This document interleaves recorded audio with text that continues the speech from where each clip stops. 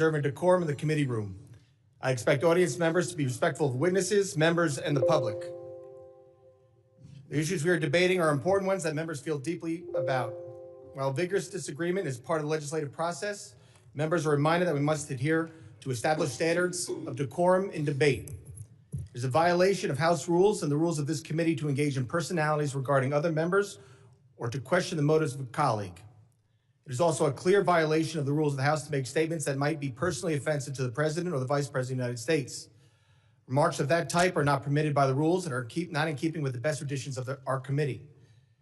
The chair will enforce these rules of decorum at all times and urge all members to be mindful of their remarks. I now recognize myself for an opening statement. Good morning. Welcome to the Committee on Homeland Security's annual hearing on worldwide threats. Our witnesses today are Homeland Security Secretary Kristi Noem, National Counterterrorism Center Director Joe Kent, and Federal Bureau of Investigation Operations Director Michael Glasheen. I appreciate your willingness to testify and address the threats America faces every day at home and abroad. I want to recognize that this is an annual hearing on the one the committee expects to hold in September 2026, surrounding the 25th anniversary of September 11th terrorist attacks. This year, we made numerous accommodations considering the record-long Democrat shutdown and your busy schedules. But we expect 2026 to include the Homeland Security Secretary, the NCTC Director, and as in the past, the Director of the FBI. The Department of Homeland Security and this committee were created following the attacks on September 11th and bestowed with the responsibility to secure the homeland from threats and keep Americans safe. The work your agencies do each day furthers that mission, and this committee will always be a strong partner in those efforts. I want to commend all three of you. The border is secure, the flow of drugs is slowing, and violent criminals are being taken off the streets. America is once again a symbol of global strength. However, I'm sure you'll agree it is not time to take a break. It is time for action. We cannot succeed in our collective Homeland Security mission without working together, collaborating, and striving for better. The threats we face are persistent and ever-changing. The days of strictly kinetic strikes are over. The battlefield is not the same as it was on the Western Front in 1914, nor Pacific Theater in 1941, and not even the Middle East in 2000s. In 2025, we fight our adversaries in cyberspace, we counter radicalization on the internet and in chat rooms, we resist communist China propaganda, we prepare for newfound biological threats, and we combat the flow of transnational criminals across our borders. This is why this hearing is so important. Congress must hear from the executive. Oversight is not unfair, and asking questions is not unwarranted. We must ensure the people's representatives are informed. In less than 1 year, the Trump administration has delivered historic results in securing our borders and dismantling transnational criminal networks. The commitment to restoring and maintaining a state of law and order has resulted in illegal border crossings falling to their lowest level in decades. Compared to last year, nationwide border encounters have plummeted nearly 80%. This is a testament to the administration's enforcement of law and deterrence of further and uncontrolled illegal immigration. More and more, both nation state and rogue actors are turning to cyberspace to conduct nefarious operations against the United States and its interests. Just a few weeks ago, we saw the first mainly autonomous artificial intelligence conducted cyber attack. The AI threat is no longer something out of faraway science fiction movie. Technology improves every day, and so does our adversaries' understanding of how to use it. We must be prepared. We must work together with our state and local partners, as well as the private sector, to share information to better identify and mitigate attacks. We must remain vigilant in the face of threats posed by Russia, China, and Iran. And we must harden critical infrastructure. The United States is entering an unprecedented period of hosting major international events, including 2026 FIFA World Cup, the 2028 Olympic and Paralympic Games in Los Angeles, and nationwide celebrations marking the nation's 250th anniversary. These mass gatherings will test the nation's ability to secure large crowds, safeguard foreign delegations, and maintain operational continuity amid evolving threats from nation-state adversaries, foreign terrorist groups, transnational criminal organizations, and lone actors. Trump administration is employing a whole-of-government approach to ensure these events are safe and secure. However, host cities and law enforcement shouldn't shoulder significant burdens in planning and resourcing. Persistent challenges include coordination shortfalls, intelligence sharing gaps, and jurisdictional limitations, particularly at ancillary venues such as athlete housing, training facilities, hotels, and fan zones. All of this is on the backdrop of the upcoming 25th anniversary of the horrific terrorist attacks of September 11th that took the lives of thousands across New York, D.C., and Pennsylvania. It is why I sought this chairmanship and what guides me every day in this work. We all share the same goal: keep Americans safe, regardless of the threat. I look forward to the witnesses' testimony today, and I hope we can work together to ensure we achieve this common goal. I now recognize the ranking member, the gentleman from Mississippi, Mr. Thompson, for his opening statement. Thank you very much, Mr. Chairman. And before I start, let me welcome Mr. Van Epps to the committee. Mr. Chairman, thank you for getting the Secretary of Homeland Security and National Counterterrorism Center Director here today. Your predecessor couldn't seem to get that done, and I appreciate your commitment to holding this hearing. Each day, we've had more examples of Republicans abdicating their constitutional oversight responsibilities. Fortunately, unlike other chairs in this body, it appears that if you are serious about this committee work being done, and I compliment you for that. As I look at the witnesses table, though, I can't help but notice that FBI Director Kash Patel isn't here with Secretary Noem and Director Kent. I'd also say that we have just been provided Secretary Noem's testimony. I've been on the committee since its inception, and I've never had the rules violated where we couldn't get testimony so members of the committee could look at it until today. Today's hearing is supposed to be one of the most important exercises of this committee's oversight jurisdiction. Each year, we hear from the Secretary of Homeland Security, the Director of National Counterterrorism Center, and the Director of the Federal Bureau of Investigation, who is nowhere to be seen today.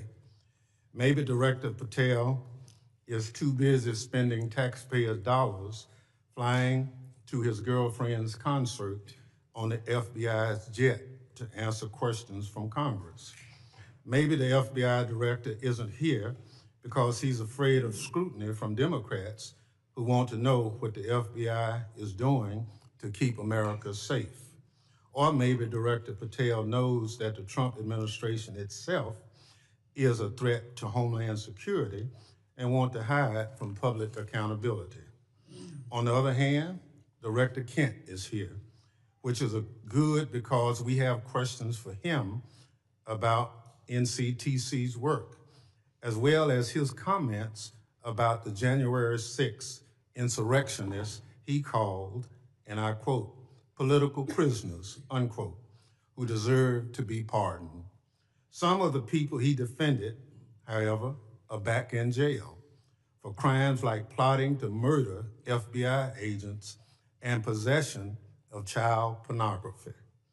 It's scary that these unserious people are in charge of keeping America safe from terrorism. But what's even scarier is that they work for an unserious and unhinged president who spends most of the days designing monuments to himself and finding new ways to hide the Epstein files. All of this puts America and its lives, people who live here, at risk every day. Now, Secretary Noem, everyone knows you love the spotlight. We've seen your commercials, but what you haven't provided to the committee, despite our many requests, are the questionable contracts that you've awarded to your friends to film you on the 2028 campaign trail. Unfortunately, this is nothing new. In their one big ugly bill, congressional Republicans gave you a blank check, Secretary Noem, and you have wasted no time spending it on yourself. Instead of deploying Homeland Security grants to protect churches and synagogues from terrorism, you handed your friends a $220 million contract so they could follow you around the country with a camera. Instead of fully funding the DHS agency, that protects our hospitals, schools, and electrical systems from cyber attacks, you spent $200 million to buy yourself new private jets. And instead of paying your way like the rest of us, you're living rent-free in a taxpayer-owned property that is supposed to be reserved for military leaders. Every penny that you spend on yourself represents the blood, sweat, and tears of hardworking Americans who expect their tax dollars to be spent on Homeland Security, not promoting you and your interests. Apparently, you haven't noticed that regular people are suffering under President Trump's affordability crisis. Or maybe you, like him, thinks it's a hoax and just don't care. Either way, such corrupt behavior hurts Homeland Security. But it's not just the corrupt behavior, Secretary Noem, that hurts Homeland Security. It's also your blatant disregard for the law. You cut programs and withheld congressionally appropriated money to prevent terrorist attacks and prepare for natural disaster. You eviscerated the Office of Civil Rights and Civil Liberties, which was supposed to keep DHS from violating Americans' constitutional rights. Within your own department, you illegally fired employees and retaliated against whistleblowers who reported wrongdoings at DHS. And during a shutdown, when frontline employees were working without a paycheck, your press shop never stopped using its social media accounts to push out racist and xenophobic posts. Throughout your tenure, you've diverted resources from critical Homeland Security agencies and programs to carry out an extreme immigration agenda. You illegally ordered people deported to El Salvador, despite a federal court order and Department of Justice counsel instructing you to not do so. You illegally ignored a federal court order and shipped people off to South Sudan without due process. You are illegally blocking members of Congress from conducting oversight of ICE detention facilities, even though federal law demands that we have access. In the process of carrying out this extreme agenda, at your direction, DHS has terrorized, beaten, and detained hundreds, if not thousands, of American citizens. At your direction, DHS has illegally detained and deported American citizens, including U.S. citizen children with cancer. At your direction, DHS has illegally gassed, pepper sprayed, and put their knees on the necks of Americans, including military veterans and clergy. At your direction, DHS has illegally tackled, beat up, and humiliated United States citizens, including senior citizens. At your direction, DHS has illegally tased, maced, punched, and even shot Americans. Black and brown Americans in particular have been racially profiled, detained, and locked up, and sometimes with tragic consequences. It's just one awful incident. A pregnant U.S. citizen was reportedly thrown to the ground, kicked and left in handcuffs for hours after immigration officers did not believe that she was an American. She later lost a baby. You cannot enforce the law by breaking the law, Secretary Noem. That's not how justice works. It's not right, and it's un-American. And when Congress tries to carry out its constitutional oversight responsibilities, to question you about your department actions, you hide, often with the help of congressional Republicans. Never in the history of the committee has a Secretary of Homeland Security hidden from congressional oversight like you and your department have, Secretary Noem. Our oversight letters to you go unanswered. You owe us by extending the millions of Americans who sent us to Congress as their representatives a response to over a dozen letters. Your predecessor came before this committee regularly under administrations of both parties, but under President Trump, you and other department officials have rarely shown their faces at committee hearings. In the first year of President Biden's term, his administration made 28 appearances before this committee. 28. Under President Trump, DHS officials have appeared only 3 hearings before this committee, just 3. You, Secretary Noem, have appeared before this committee just twice. That's fewer appearances than your predecessor, Secretary Alejandro Mayorkas, who Republicans lambasted for not coming before the committee more often. It's interesting how my colleagues on the other side are now. Secretary Noem, I'll give you one thing. You showed up today rather than throwing a civil servant under the bus like Director Patel did. But you have systematically dismantled the Department of Homeland Security, put your own interests above the department, and violated the law. You are making America less safe. So rather than sitting here and wasting your time and ours with more corruption, lies, and lawlessness, I call on you to resign. Do a real service to the country and just resign. That is, if President Trump doesn't fire you first. I yield back. Gentleman yields back. Other members of the committee are reminded that opening statements may be submitted for the record. I'm pleased to have a highly distinguished panel of witnesses before us today. Pursuant to Committee Rule 8C, I ask that the witnesses please rise and raise their right hand. Do you solemnly swear that testimony you will give before the Committee on Homeland Security of the United States House of Representatives will be the truth, the whole truth, and nothing but the truth, so help you God? Thank you. Please be seated. Let the record reflect that the witnesses have all answered in the affirmative. I would like to now formally introduce our witnesses. First is Ms. Kristi Noem. She is the Secretary of the Department of Homeland Security. Secretary Noem previously served as Governor of South Dakota and was a member of this distinguished House. Second is Mr. Joe Kent. He currently serves as Director of National Counterterrorism Center with Office of Director of National Intelligence. Mr. Kent served in the U.S. Army, completing 11 combat tours and a stint with the Central Intelligence Agency. Third is Mr. Michael Glasheen. He is Operations Director for the National Security Branch of the Federal Bureau of Investigation.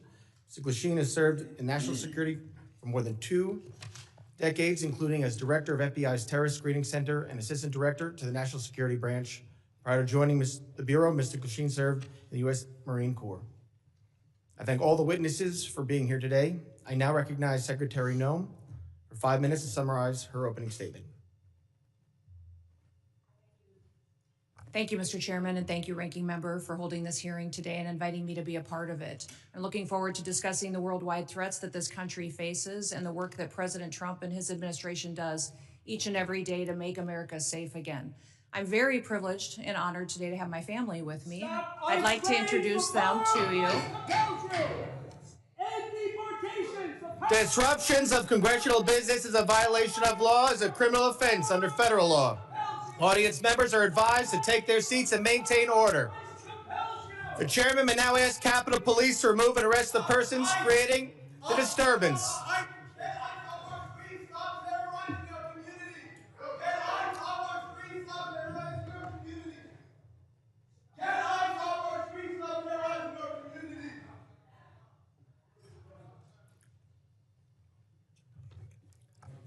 Secretary may continue. I'll continue.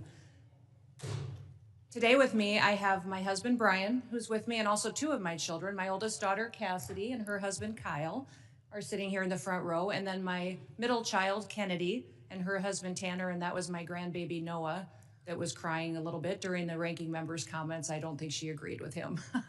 I don't have my son with me or 3 of my grandchildren, but I'm very blessed that I have a wonderful family who is here and loves this country and is grateful for the work that we get to do as a family each and every day. We also have the blessing of having some angel families with us as well. They are here in the audience, and I'm so grateful for them for being willing to come here and be strong.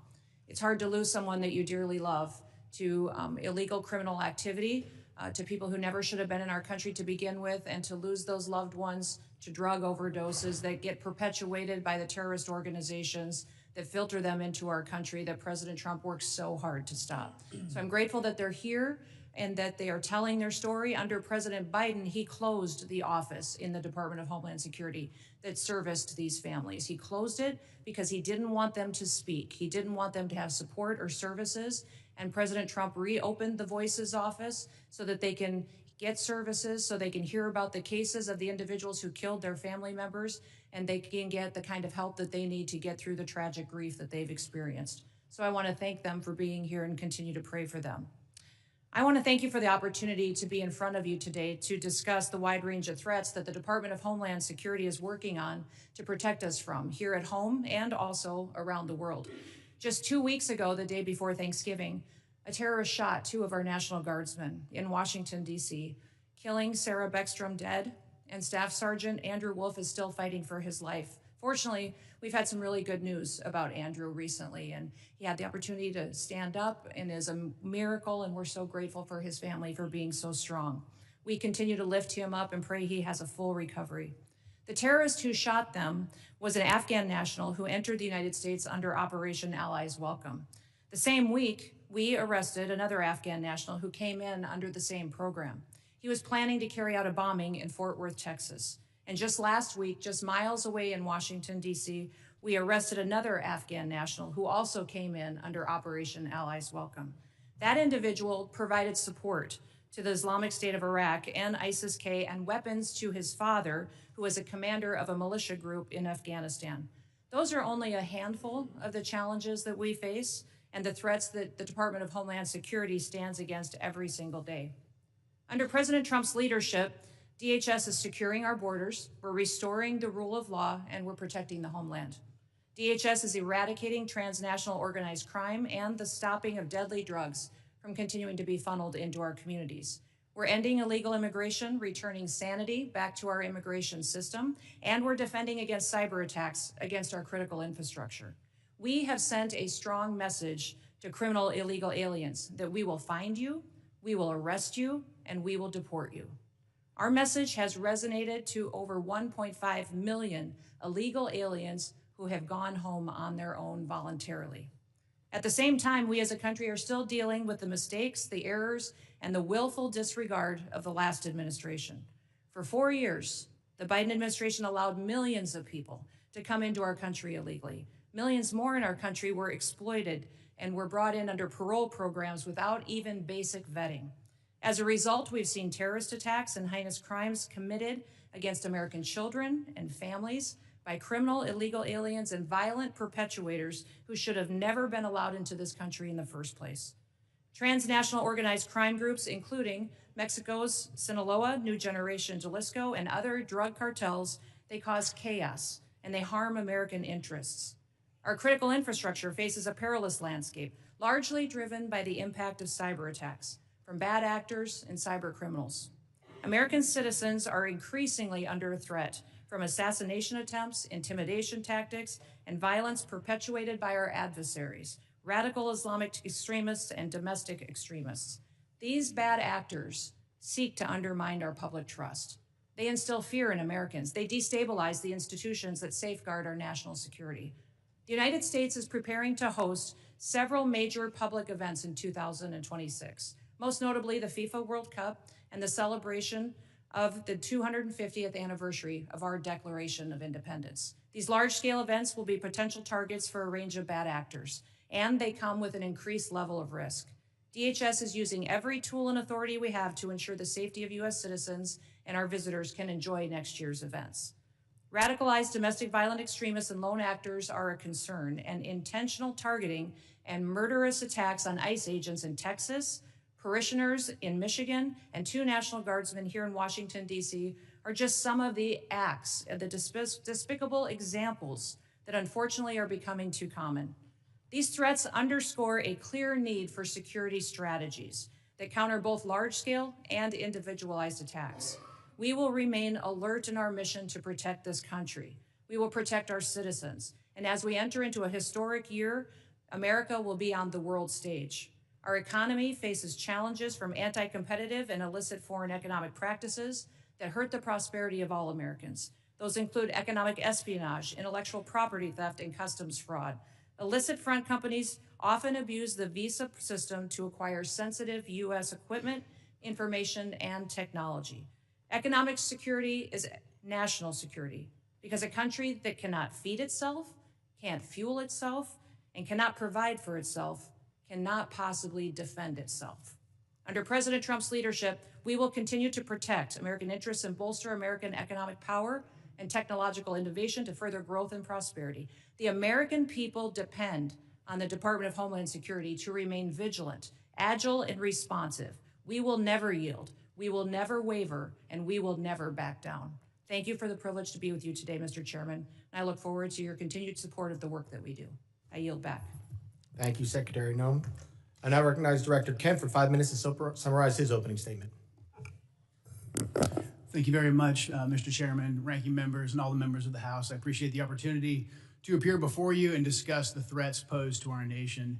Despite the progress that we've made so far in the Trump administration, the threat posed by terrorists of all brands remains very high right now. We've made significant progress under President Trump's leadership. We have the jihadis of ISIS and Al-Qaeda on the run in Iraq and Syria, thanks to the decisive action and the strikes that we've taken there recently since President Trump took office in January. However, we have a persistent threat from the individuals that were allowed into this country by the previous administration. The number one threat that we have right now, in my view, is the fact that we don't know who came into our country in the last 4 years of Biden's open borders. What we have identified is alarming, and I want to share that with you today. We just recently put out a warning of the heightened risk of terrorist attacks posed to the homeland by terrorists pretty much of all stripes, but in particular from ISIS and from Al-Qaeda. NCTC has been crunching the numbers and going through the sheer volume of known and suspected terrorists that are in the country that came in under the Biden administration. So far, NCTC has identified around 18,000 known and suspected terrorists that the Biden administration let come into our country. These are individuals who under normal circumstances would never be allowed to enter our country because of their ties to jihadi groups like ISIS and Al-Qaeda. Yet the Biden administration not only let them into the country, and in many cases facilitated their entry into the country, just like the entry of the Afghan terrorists who committed the terrorist attack here just before Thanksgiving, killing one of our National Guard members and wounding another. That Afghan was brought into the country as a group of over 100,000 Afghans who were brought here during the disastrous withdrawal from Afghanistan. These individuals, despite what has been reported, were not vetted properly to come into the United States. The individual terrorist who committed the attack in DC, he was vetted to serve as a soldier in Afghanistan. The Biden administration essentially used his tactical level vetting as a ruse to bring him here and to bring him into our communities. And we've seen the tragic results of that. Now, that Afghan, that attacker, that terrorist is just one of 88,000. We've identified 2,000 of that group of 88,000 who have ties to terrorist organizations. We're working right now hand in hand with DHS and with the FBI to run down this 2,000, the Afghans who came here under Allies Welcome who have ties to terrorist organizations, and additionally the other 16,000 individuals with ties to terrorist organizations that Biden let into our country. That is probably the top terrorist threat that we face right now, and that doesn't include the individuals who came here illegally through the open border. That number, alarmingly, remains unknown at this time. We're trying to figure out who those individuals are as well. Also adding to this elevated threat, we have ISIS and Al-Qaeda that have found sanctuary in places like Afghanistan and Syria due to the